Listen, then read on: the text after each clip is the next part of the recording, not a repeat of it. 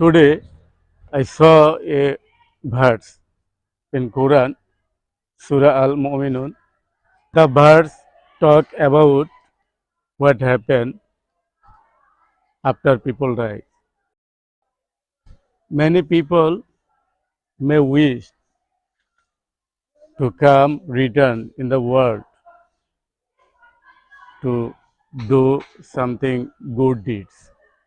But Allah says, before them a barrier will be remain until the day of judgment. So we cannot come in the world again after our death. The birth teaches us all life is a test.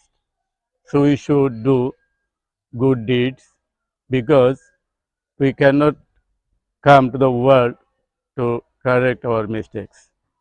Thank you.